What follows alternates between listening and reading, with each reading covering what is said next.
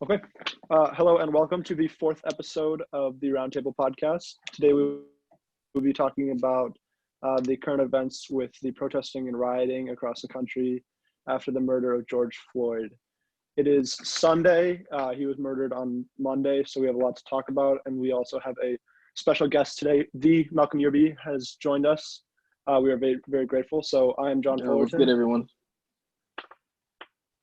That's Malcolm. I'm Rivera. Got it. I'm Malcolm. Okay. What's up, everyone? I'm Rivera. Hey. What's Hi. bro? Oh, I'm Rivera. What's up? Derek. You can go now, I'm buddy. Derek. I'm Derek already. And it's Dylan. Okay. So like I said, we have a lot to talk about. Our world's kind of been changed quite drastically in the past 5 days. So I'm curious here, what do you guys think? What were your initial reactions? I think, should we start off by talking about what our initial reactions were when we saw the video, and then our reactions when we went to the protests, and when we, in kind of like what we were seeing like on news and stuff at night, and then the government's response?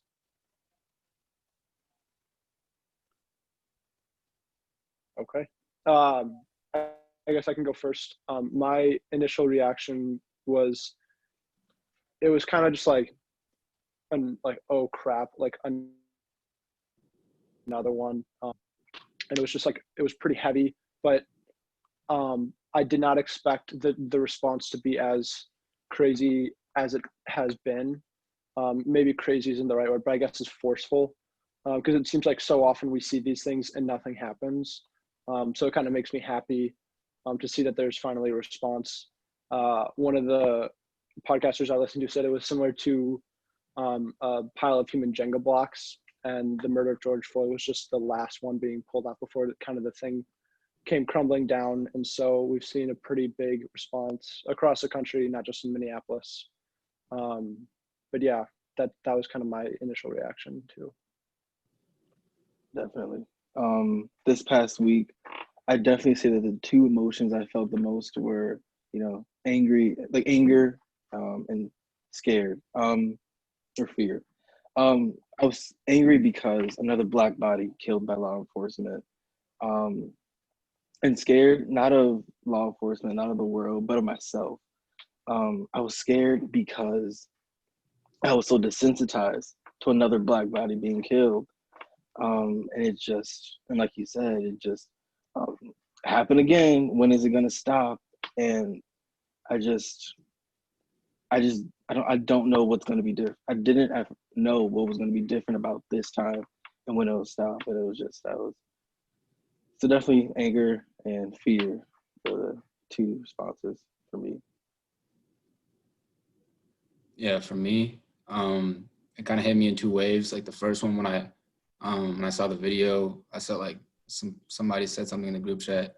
I clicked on it, and that video just like fucked my entire day up, like really. And it's just it's so crazy because, like Malcolm was saying, you're almost desensitized to it. But it was different this time because, I don't know, something about that video, it was just like, it hit me more than any other one before that. And so for a couple of days, I was just like in this like red hot anger. But after that wave, it was like me trying to remember that and like experience it over and over again. But I just ended up thinking about it more than being angry. And so that was kind of the transition for me, thinking like what can I do? What can be done to like actually make a difference, like on a large scale. So that was kind of my shift. Yeah. For me, I found out the same way Dylan did. Somebody texted in our group chat, and so I went and looked it up. I started watching the video, but I couldn't finish it. I turned it off after like 2-3 minutes because it was just there was so many emotions I was feeling like during that time, and I really didn't want to deal with it, and like it was just way too much. And like, I don't know, unlike Dylan, like I found myself over that day and like the next day, like really numbing myself to it because it was just so painful, that initial feeling of seeing it. And so I really like tried to numb myself. And I don't know, but it just wouldn't like leave my mind. But I don't, it was really difficult. But I think also what John said was important, because I didn't expect what we're seeing now, because this keeps happening. There seems to be no difference we can make after each death. And now even now I want to be hopeful. I want to say things are looking up, but even now, despite like this huge response we're getting, I'm still like, I still feel like this dread that nothing's going to change. And I don't know, but that's like my initial feelings on the subject. Roberto, you said something about like the response that stuck with me, like the rational thinking versus the like emotional response, and like you can only expect this response from what's happened in the history of this relationship between the police and the Black community. Do you want to Mhm. speak? Are you talking about what I said yesterday about? Yeah, yeah. Okay, so yeah. Well, so we can get into this. We're gonna get into this a lot more, but this expectation, I was telling a couple of these guys yesterday, is I feel like right now Minneapolis as a city is being criticized heavily over news organizations, over reports, due to the rioting we're experiencing, the looting, the burning of our city. And while I understand, like, it's hard to condone that. It's hard to be like, that's okay. But I think what people really need to understand is you don't have to condone it in it to understand it. And that's where the disconnect is coming, because people are saying like, I think, was it the first or second night, the protesters actually, they the first night was when they burned down the Target. I think that same night they also burned down the third precinct and a lot of businesses surrounding the area. And a lot of criticism I've heard from people is that burning down businesses is not the way. It's illogical. It's not the way to solve anything. However, this has been a problem of mine, but I'm sick of us having to be the ones with the clear head. I'm sick of us having to be logical in a system which is naturally illogical. The death of George Floyd, there's nothing logical about that. Police brutality, especially against African Americans, there's nothing logical about that. The system in itself is illogical and doesn't make any sense. So at a certain point, I don't understand how you expect the response to be logical. It's hard to do so, especially when the path forward seems so muddled. Like I said earlier, we've gone on this for so long, this path for so long, and it just seems like it keeps happening. Nothing's changing. At a certain point, like, people explode. And so my biggest thing is, like, I don't think you have to condone the riots in order to understand it, but there's a lot of people who aren't understanding it, and that's where the issue lies. I think like what's hard for me is like there's just so much.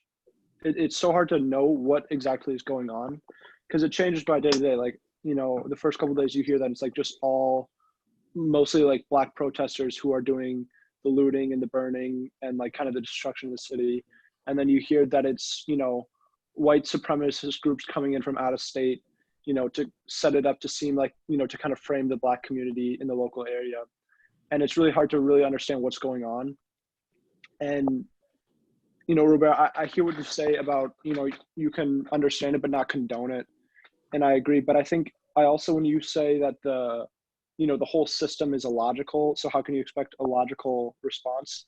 To me, it seems like it's logical the way the system has worked. If you like looking at the history of our country from like the kind of the period of slavery starting in like 1619 basically until like 1865, and then you look at like the Jim Crow era and like the convict, I forget what is it, convict the system, or what was basically with like the coal mines and stuff. It seems like that there's a pretty logical progression to where we are now.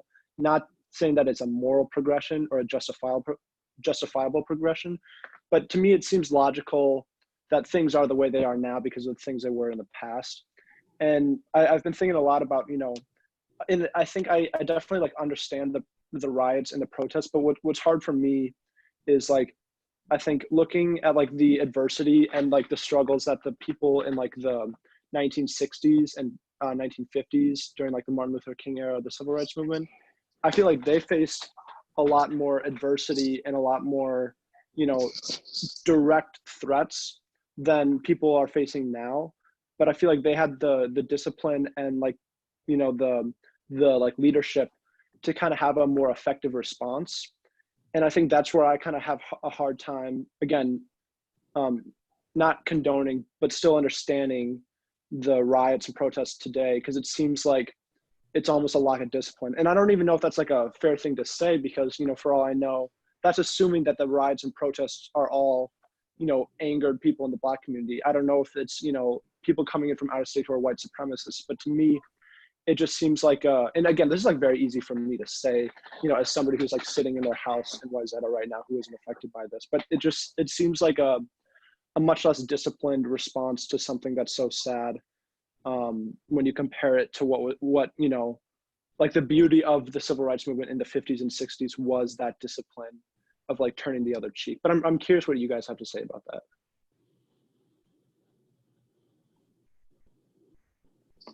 And Derek, we haven't heard from you yet, so if you're here, I think that'd be awesome. Okay, so I kind of want to respond to you first, in the sense that saying that you can see how we logically progressed to where we are now. I guess I disagree strongly with the fact that like there's logic in like all of these acts. I think there's no logic in viewing another American as someone less than, especially a Black American. There's no logic as viewing someone as a second class citizen when they've put in all of the work, and you tell them to pull themselves up by their bootstraps, knowing that you're going to make all of these. I can't remember the crime bill in like the 1990s, but the bill that's started mass incarceration from the bills that 96. Thank you. The Clinton 1996 crime bill.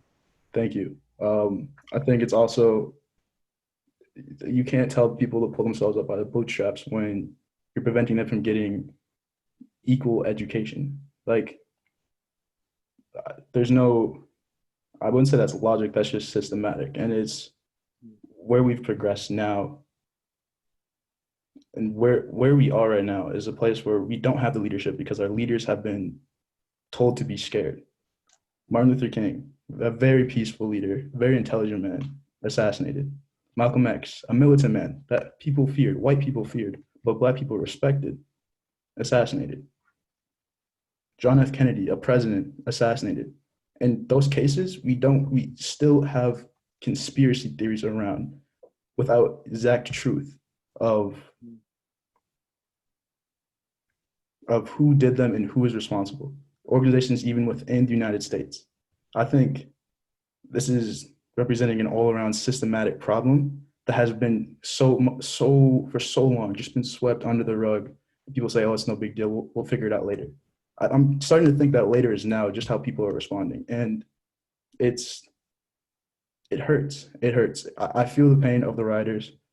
I can't say I condone this, because if I see, I'll take a step back. So I can't condone the rioters because I can't condone them, but I also can't align with them in the fact that on the first night of the riots and protests, I think there does need to be some sense of morality or some sense of structure to how people are protesting. I get that there's a lot of anger and there's a lot of hostility towards the system, but I can't condone targeting schools and Black businesses. I want to see those people succeed, and it doesn't make sense to that point. I'm not going to say it doesn't make sense, but in the rebuilding stages,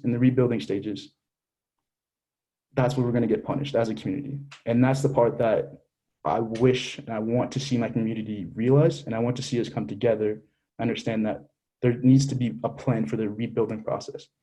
All this anger being released, I get that, but I want this also to be, I don't want it to end with just violence. I want it to end with also constructive rebuilding. And I mean, I feel like I'm kind of losing where I'm going with this, but that's just how I feel in the response. It's not about logic. It's just been systematic, and the systematic oppression of Americans. When we say, "Oh, let's have this Declaration of Human Rights," and we still are in constant violation of human rights, isn't logical. So, I mean, that's just how I feel. And I don't think we disagree. Like, I think, like, when I say it seems logical to me, I'm not saying like it seems, again, like justifiable. It seems logical based on the system that we've had in our country for so long. Like, I feel like we didn't just like come here out of nowhere. Like, I feel like that there's like a series of events that we can kind of follow to understand why we're here. So I guess that's what I was trying to say when I said like it seems logical now, not as much like it seems okay or it seems that. I was trying to be careful with my words, but I guess I wasn't making my opinions clear. But I also want to hear from Malcolm, Dunn, and Roberto too. Yeah, I got Definitely. one. I have. You got it, Malcolm. Go ahead. You got it. And I was just gonna, and you know, in response to John's question, I wanted to go back to what Roberto said. And I really resonated with this. You said you don't have to condone the rights to understand them. I mean, that's exactly it. John, you talk about our history, like the civil rights movement, and like pretty much Black history in general, being so disciplined, and the movement's being disciplined, and everyone promoting peace and love and unity. And I think that I finally understood that one of the reasons why Black Americans and the rioters in general, again, I'm not entirely sure like who exactly is rioting besides the Black Americans, but they're angry because our history and our morals, they were so disciplined, yet it feels as if they've gotten us nowhere, you know? And so this past week, again, given the fact that, you know, we feel as if our, you know, the work that we've done up to this point has pretty much gotten us nowhere. We are in this intense, we're angry.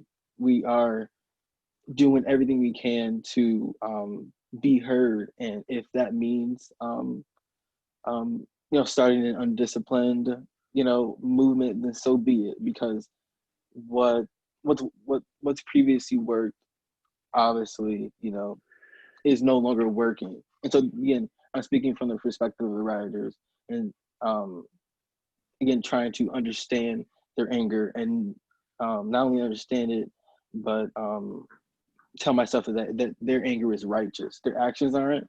I agree. I do not agree with destroying our own communities, like Derek was saying. But I do understand the anger, and I do that they have every right to be angry. One of my things I'm thinking about is, like, where does the line between like humanizing George Floyd and focusing on him as a human being in his life and the awful shit that happened to him, and like the anger towards the system type of thing.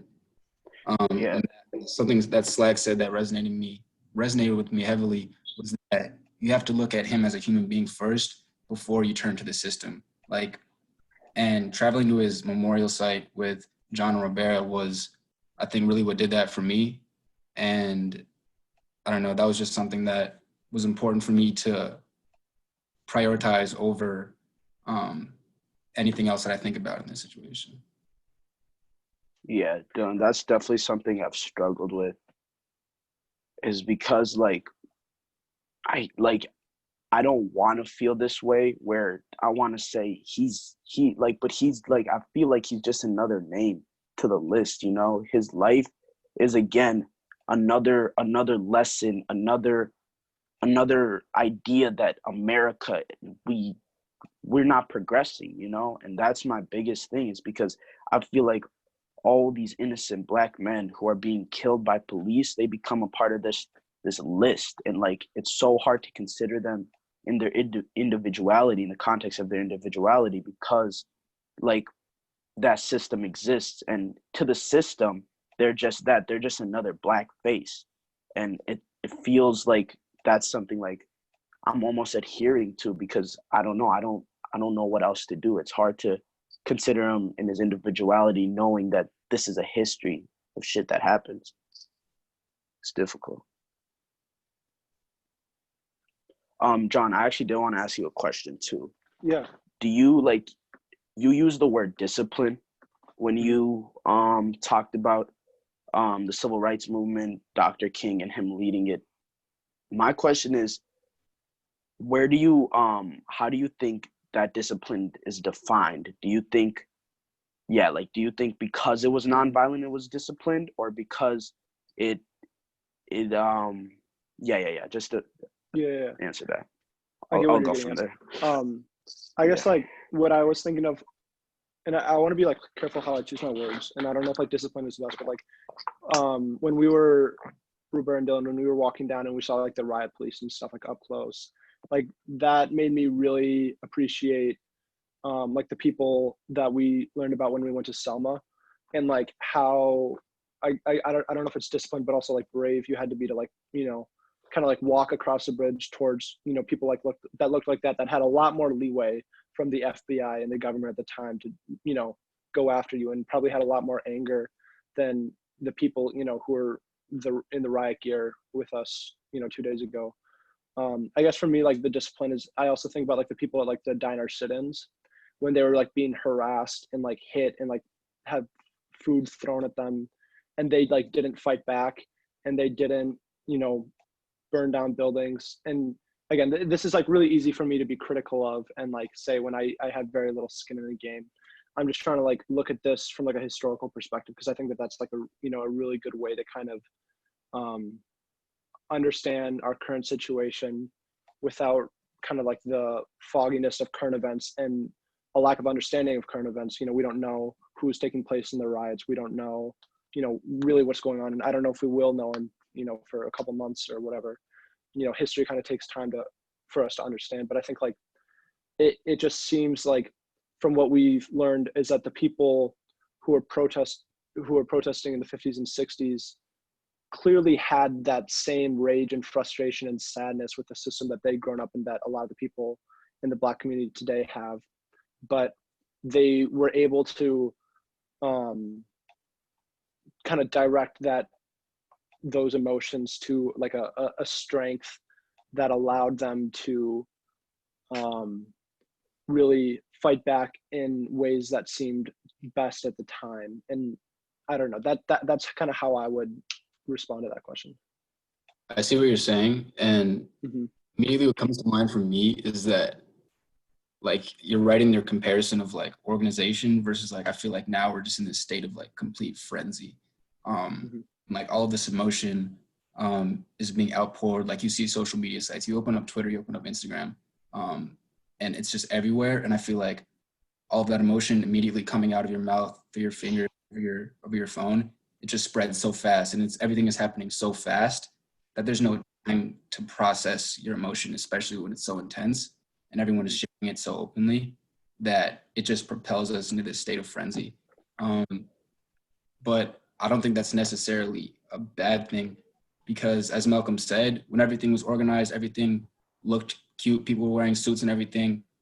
Okay, yeah, but this shit is still happening today. Like at some point, it doesn't matter. You just have to do anything you can, like Malcolm said, to be heard.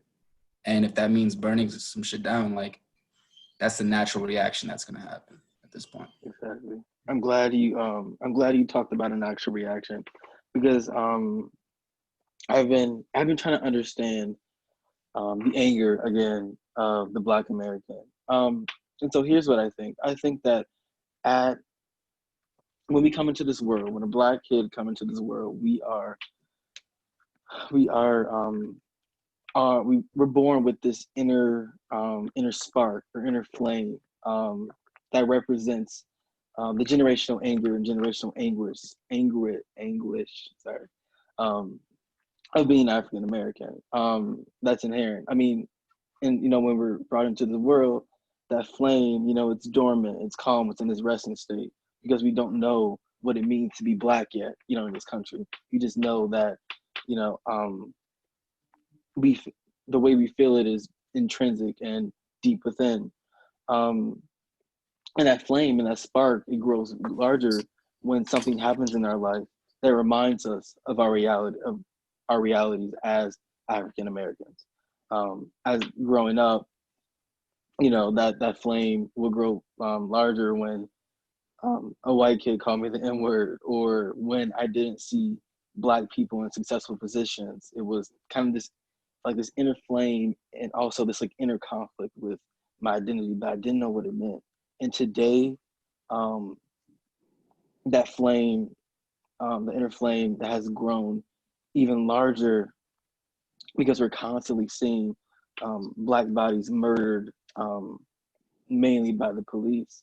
And so I and I just think that Black people again are in this constant state of rage, different levels, of course. Right now it's high, but we're just in this constant state of rage that our natural reaction is to have that anger felt and heard and seen by the world, which is where we're at now.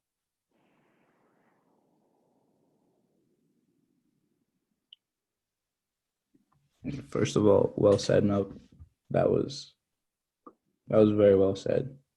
And I think with some of the things that you talk about, like this perpetual rage, this fire, this spark, that's something that James Baldwin speaks to back in the 1960s. And Yep. the fact that like that still is resonating right now, and people are seeing this spark and flame. It just, I continue to say that we continue to go back to this, but it feels like we haven't made any progress in the 60 years of what was a discipline and what was a well organized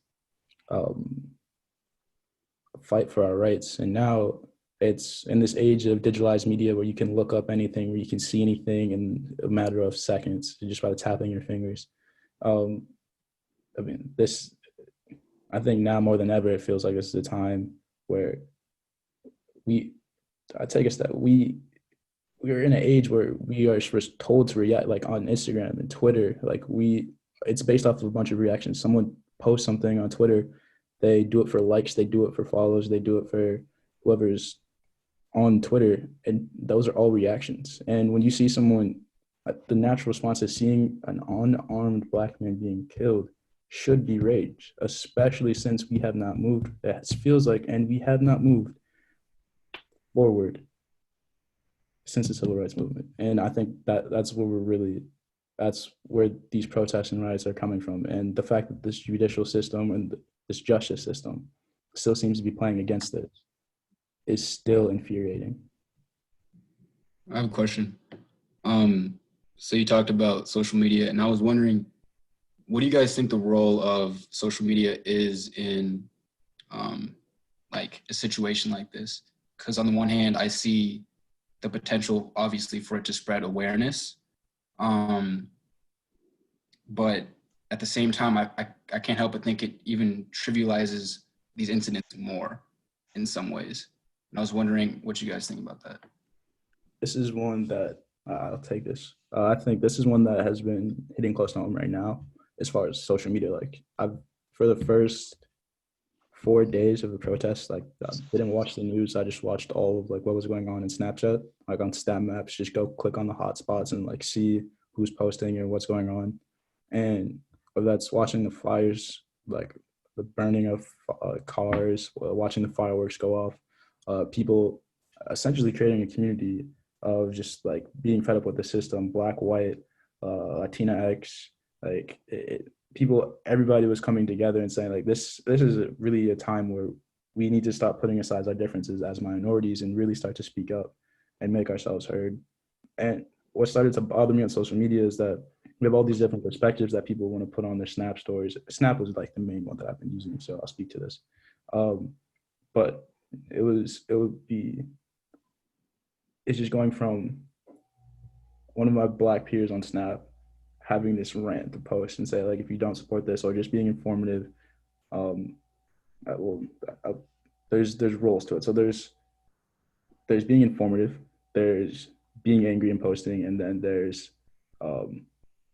what I've seen is just like completely disengaged and not a part of the movement, not seemingly aware of what's going on. I'll give examples to all three. So One, I think one of our guys from Rites of Passage posted this nice rant that really spoke to me. Malachi, he spoke this rant and it really spoke to me. But then I click on his story, or I click to the next story, and then it's this girl from Wayzata or Edina that's having like a nice day on the lake, and then I'm like, okay, hold on, like that's not how it works. That's not how I'm supposed to be feeling right now. Like I don't want to be a part of like your lake day right now. Like I'm upset. Like there's a man murdered on the streets, and we want to be heard about this, and you want to post a story about how you're having such a good day. Um, and then there's people who are being informative and saying like, well, don't do this. Watch out for the National Guard. Like milk that helps with tear gas, just those things. And I think just having that wide range of people who are connected and engaged, and people who are outraged, and people who are very happy, on those are very polar opposites to feel in a matter of seconds just by clicking your fingers. And for me, that's when it's just like, okay, like if I want to see the protest, I'll go down to the protest. If I want space from this, I'll just turn off my phone. And just the wide range of emotions that you can feel in 5 seconds, I just think that's not healthy. I just think that's what social media, like you said, is. It can trivialize how important this is. I think I could respond to that too, because I wanted to ask you guys what you thought, because I've had like a very conflicted response to like the social media that I've like seen on my phone. On one hand, there's like people trying to be helpful, and like Derek, like you said, there's a lot of people who are just like acting as if like nothing is happening, and it just seems like and then there's also like this weird in between of people. Like Derek, you said you were worried about it, or was it Derek or Dylan? I forget. One of you guys said you were worried about it. I think it was Dylan actually. You said you were worried about it trivializing this event further, and I was curious, what do you guys think? Because I've seen a lot of people like calling out like white people who are like not posting anything, and like a lot of like frustration and stuff around that. But then also like people being frustrated about like now people are posting, and it's just like it seems that there's just as much like kind of raw emotions kind of going around on social media as there have been like in our city, like in person. And I'm just kind of curious like what like Roberta and Malcolm, you guys haven't spoke about like the social media, and Dylan, you haven't given your own opinion, you just asked, but I'm curious like what your guys' responses are to seeing like the sudden like outpour of like support, but also like some of the negatives along with that. I don't know. I've just had like a very varied response to what I've seen, and I'm just kind of curious what you guys think. For sure. I think so. It's been mixed for me too. What Derek said about that wide range of emotions is definitely true, and how you can experience that with a swipe of the finger. But yeah, I think it's different for us, obviously, because we're living in Minneapolis. Most of our friends are in Minneapolis, so like my feed is completely filled, mostly with people posting about the event, posting about at the protest, posting what you can do to help.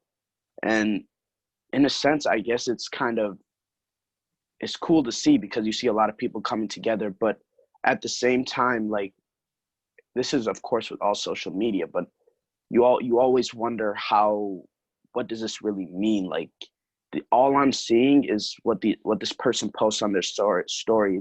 It's surface level. You know what I mean? You could post a picture saying "Rest in peace, George Floyd," and go about on your day the next time. You know what I mean? And it's difficult to know if people are really doing good, or if they're just saving face, as I would say. So like, I don't really have an issue with people who aren't posting. I think a lot of people do. To me, that's not where my issue lies. My issue lies with whether you're posting or not. Are you really thinking about this? Are you really thinking about how to make a change? Are you making a change? Is this resonating with you? Because honestly, to me, all this social media stuff is, you don't know nobody's true intentions. It's surface level, and all you see is that tip of the iceberg. So that's kind of how it is for me. Yeah, bro, I think you hit it right on the spot. I think the main thing is, are you engaged? In social media, posting something is a way to be engaged. And I've seen people post things that like honestly are like so. It's special to hear. Like Derek said, one of Malachi's posts, a guy we know, like that resonated with me in the same way. And it's like hearing that, but also hearing like a long text from someone who is sharing their thoughts on it or offering support. That's still engagement. Um, and it's just about, are you engaging, or are you not engaging? Are you feeling this? Are you being impacted by this? Like Roberta is saying. Yeah, that's how I feel. Exactly. I'm such a fan of everyone posting. Black people, white people, Asian, everyone. Because I just feel like, for the longest time, the narrative is that, Black Lives Matter movement is a Black issue. And really, this is an issue that we, should all, our voices should all be a part of, in America. We should all be engaged into this issue.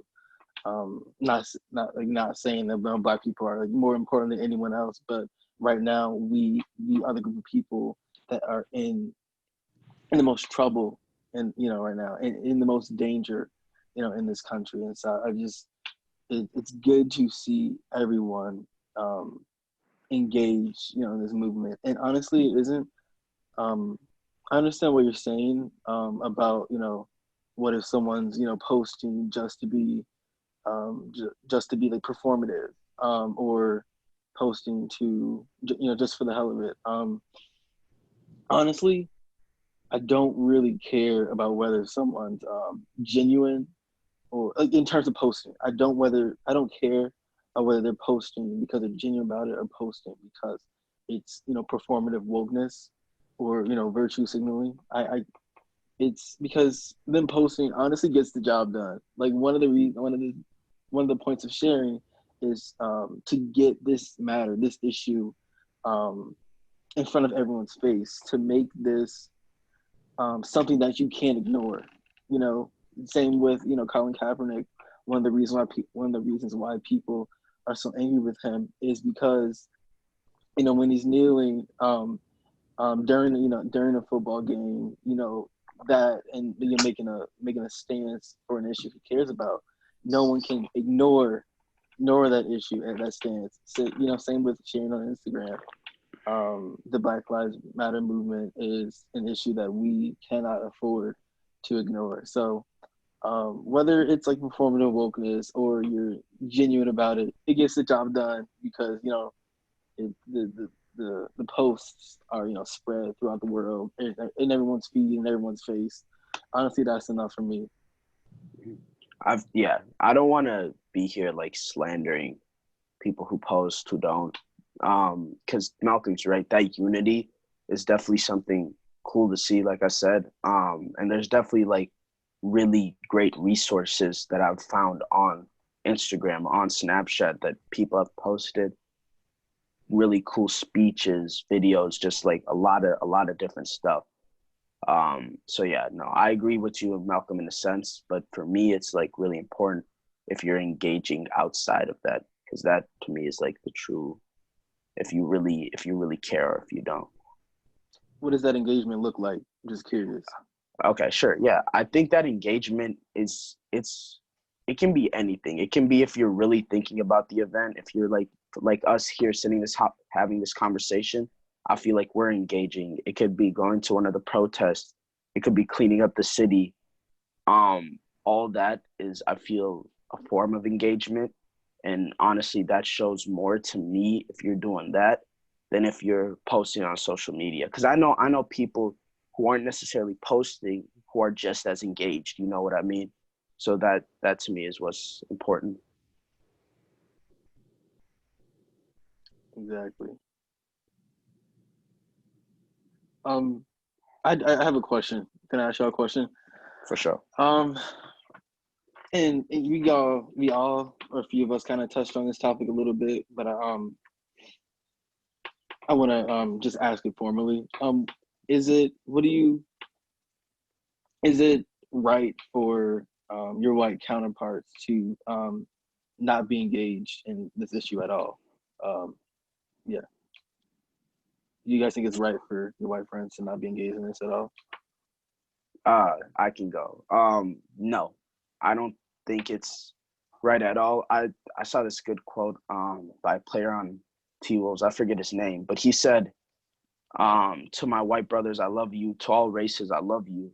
However, if you say you love me and you're not standing by my side on this issue, your love doesn't mean shit.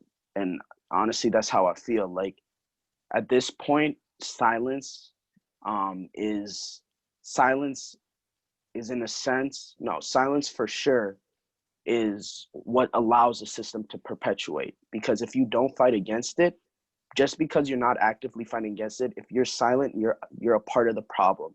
And I feel like we touched on this last episode about in our episode of interracial friendships, how issues like this, especially for Black people, because of us being born with this racial consciousness, we can't avoid issues like this. Exactly. White people, and even in a sense other races, they have that luxury. So it's important for like you to recognize your ignorance, and if you're doing nothing to step outside the comfort of your boundaries and your ignorance, you're not looking to change yourself, I think then you're a part of the problem. But yeah, that's where I'm at with that. I could go next. I think, can you guys hear me? I don't know if my, Yeah, you're a little choppy. can you guys hear me? Okay. I think like it's definitely, I think what Roberto said, is it still choppy? Yeah, a little bit.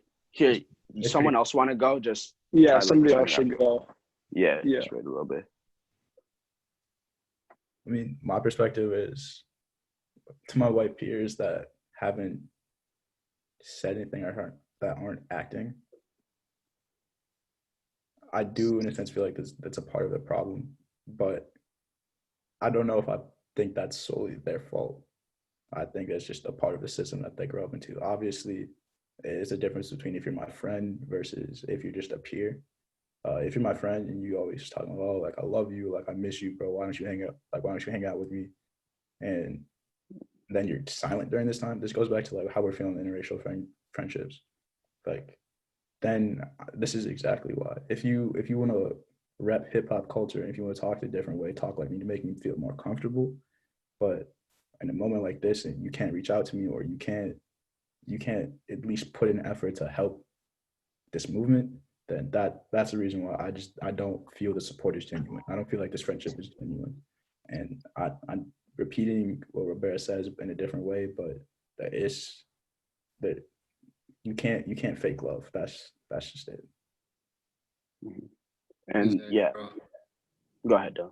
I'll help you. Like I find it sad and funny at the same time that people will buy a chain, play Black music, do all this stuff, try to dap you up before they even give thought to this issue and invest their care in an issue like this.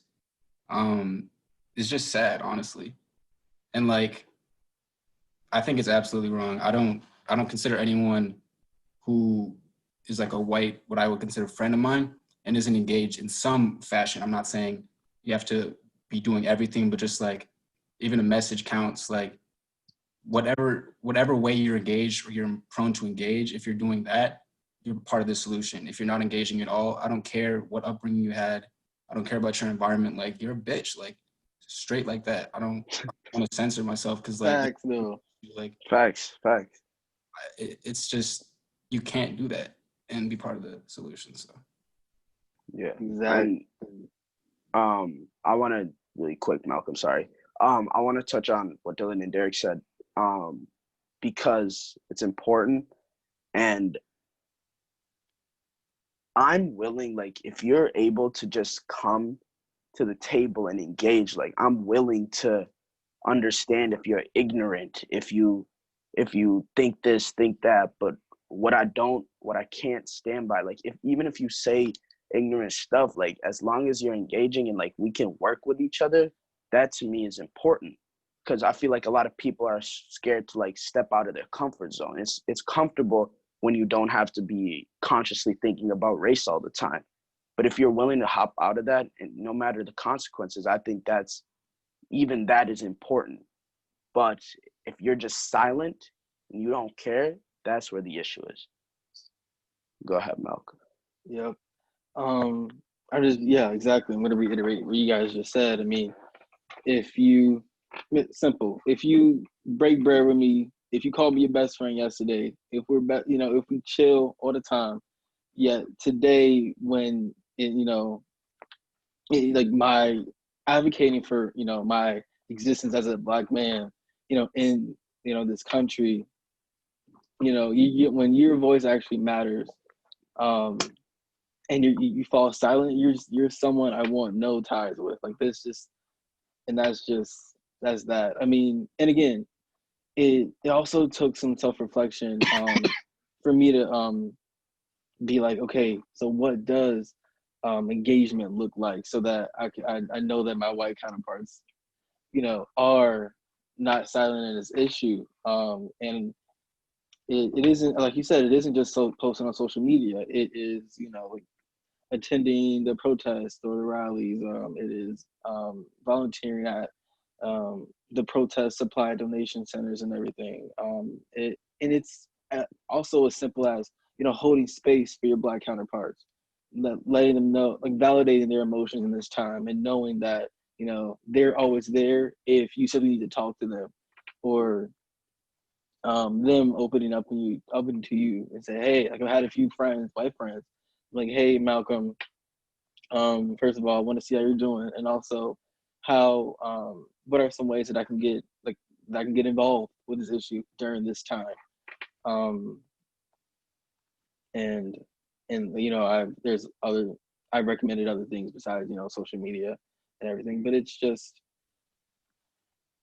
so important for them to be engaged in this issue more than ever, because like it's again, as like personally speaking, the relationship I have with my white friends, we're, besides the fact that our skin colors are different, we're not always reminded that our realities are different. We're just kicking it throughout the day. But at moments like this, when we're finally called back to the table and be like, and realize that, our realities are different because I'm Black and you're my non-Black friend. We have different roles to play in this kind of movement. And again, if you're a non-Black friend of mine who isn't actively seeking the role that they play in this movement, then it's dead from there. Bro, it's crazy to me to think that like we have to come into this like racial consciousness about the fact that the world sees us different from a kid that we could have grown up alongside for like our entire lives. Like that's just crazy for me to like wrap my head around. And one of the hardest things about this conversation for me is like that looming thought in the back of my mind that I have no like solution, no idea of what a solution could possibly be. So like when this conversation or conversations like this, they go down a path, and it's like, okay, like what's gonna happen to make this not be the reality anymore? And that's where I'm just like at a complete loss of thought, at a loss of words, because like I genuinely don't have any conception of that. Yeah, that's just really hard for me. I don't know. For sure. Before we move on, John, you want to try? Yeah. Yeah. How's my mic right now? Is it working? Yeah, your video's choppy, but your mic's fine. Okay. I think like definitely I agree with what you guys said about like it'd be hard to call yourself friends with somebody when there's an issue that is so important, so like integral to like who they are, and not be supportive the same way if a friend had something with a family member falling ill, like as a good friend, it's your responsibility to help them. And I think like that would kind of be my thing. Like I feel like I definitely have a responsibility, and like I feel like I have skin in this game where some people might not, because I have friends that are so affected and where this issue means so much to them.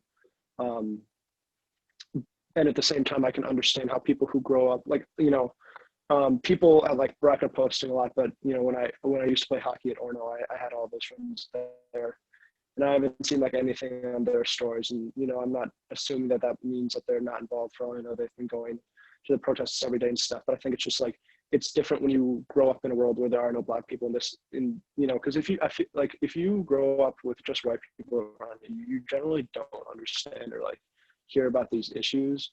So I could see why there's some level of like being checked out of all of this and not understanding it. But I feel like if you spend time around Black people and you've grown up with Black people, I feel like it's definitely your responsibility and do what you can to like help make a difference. So that's kind of like how I would respond to that. And so at this point we can kind of shift the conversation in a variety of directions. Dylan, I feel what you said about not knowing what the solution is really resonated with me, because I've thought about like how what's the best possible way to approach the situation, what's the best possible way to like make our world better, and I'm curious if you guys if we should start go down our path of like what do you guys think a solution to this is. And maybe we're not qualified if it's like on the intricacies of like policing and their relationship with the communities, but I'm just curious if you guys have any ideas on what you think a good solution or a path we should take towards more racial equity would be.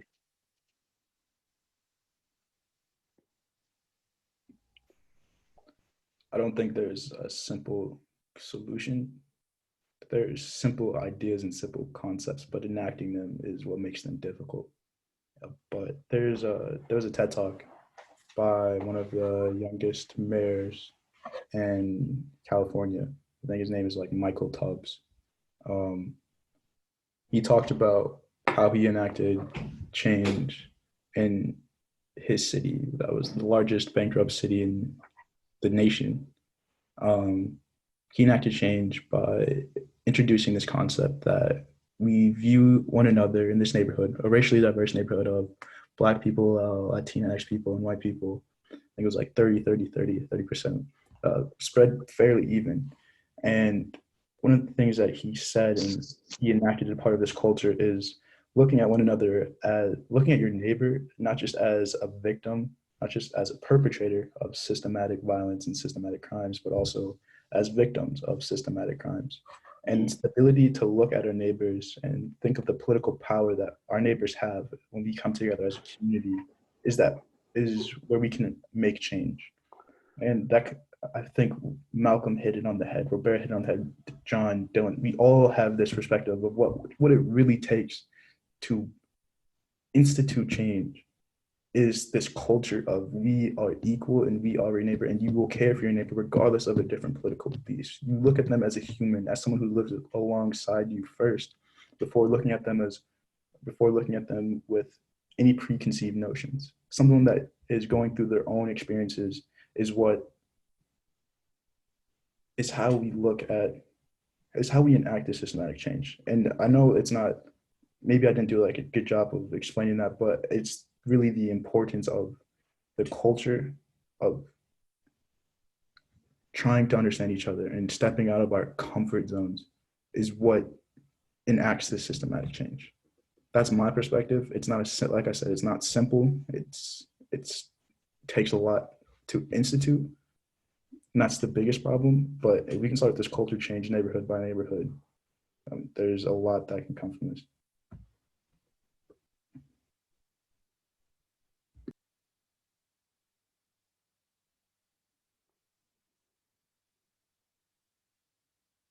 Also, real quick, I don't want to cut anyone off, but in the interest of time, I know we're getting to a kind of a long episode, so we should think about just think about that. All right.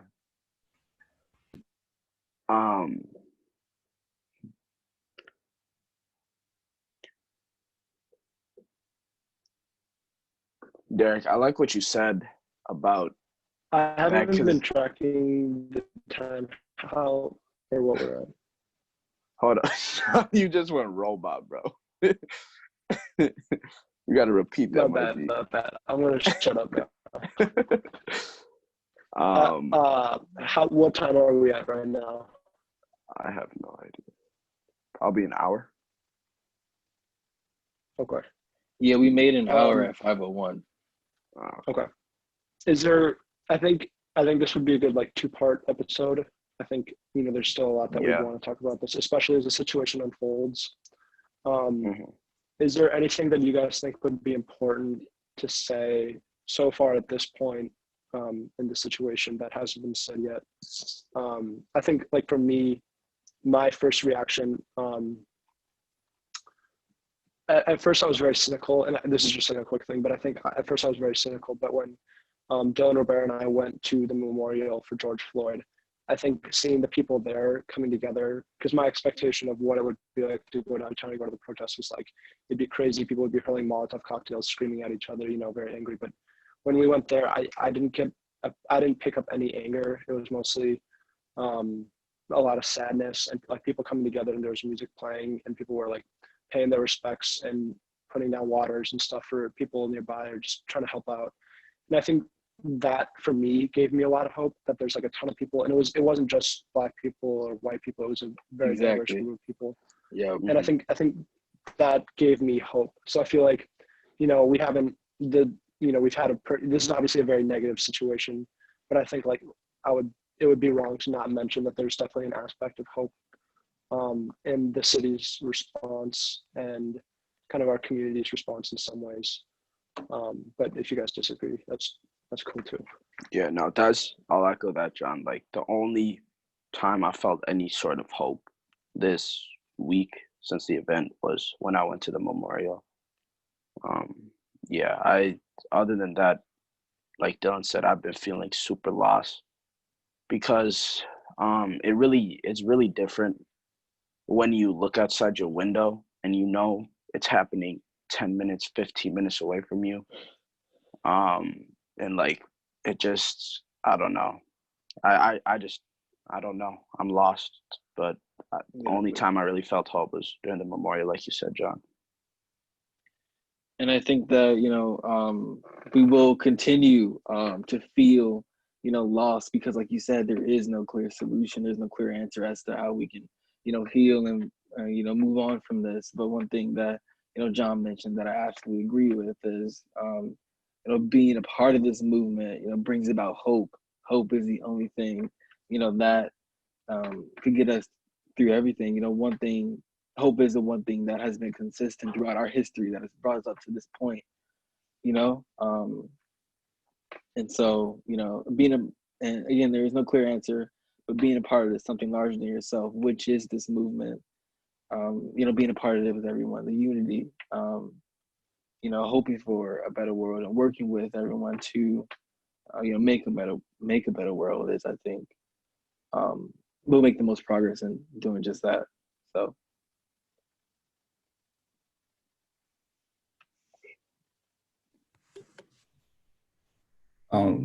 I agree with John on the part two. We can come back to this and see how we've done some soul searching. When the events change and the situation changes over time, I agree that there should be a part two of this conversation. To our listeners, thank you. One more quick thing. Thank you. Convict this cop and all the people that were there. That's all I'm gonna say. Like, yeah, all of them. A lot worse. Sure. That's fact. So, thank you, Malcolm, for joining us. Hopefully, we can have you on this soon. Dylan, Roberta, John. I know we started off. Thank y'all for having me. With this update, for sure, no doubt. But we'll be seeing you soon. And senior year, damn, it's been fun. Okay. Bro, why you logging off. Love you. Why you hit us with that? Like, bro, what did you do? Like, bro? What did you gain from that? Like we never gonna see you again. Right. Oh my God.